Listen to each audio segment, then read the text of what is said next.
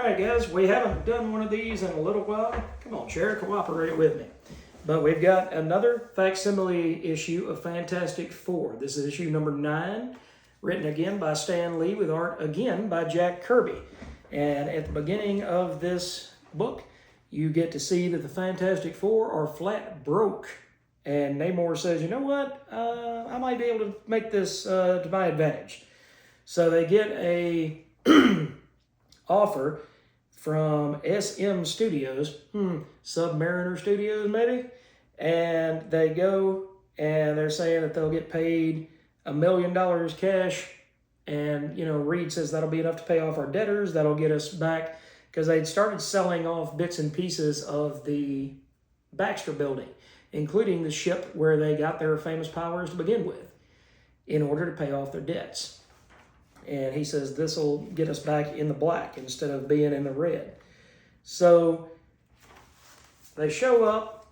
They finally get to Los Angeles because they were having trouble getting there because they didn't have any money. But they finally get there, and who shows up but the Submariner? And he's like, hey, I wanted to make a movie, and, each one of you, he ends up splitting them up. Okay, so he sends Reed Richards off to a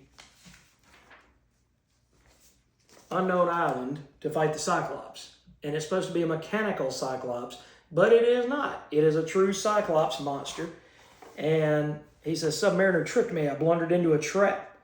And eventually he does defeat his foe. Johnny gets dropped into the middle of a jungle, and it's a real jungle with real tribal councils. And they play with fire as well as Johnny, but Johnny, being the Human Torch, he says, I've got tricks of my own. And so he eventually does destroy the tribe and manages to make it out of there, just like Reed Richards did. And then next up is the Thing versus the Submariner. And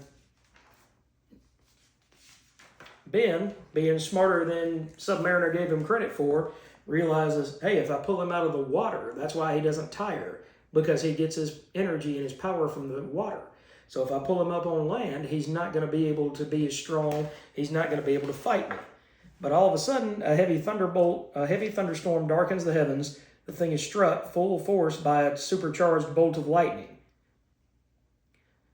And then all of a sudden, he turns back into Ben Grimm. And about that time, Submariner hits Ben Grimm before he can turn back into the Thing. Then he goes after his true prize, Sue. Sue goes and hides from him.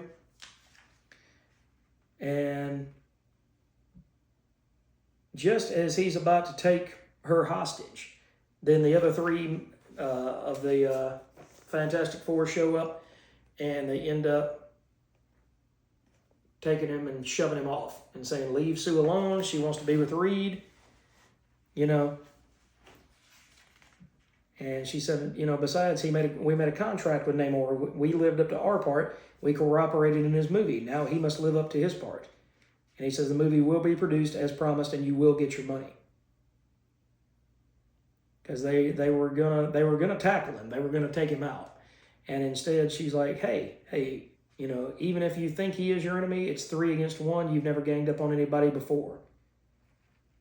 So now we get to see that truly wasn't the end of the Fantastic Four, and they will continue on into issue 10 and way beyond.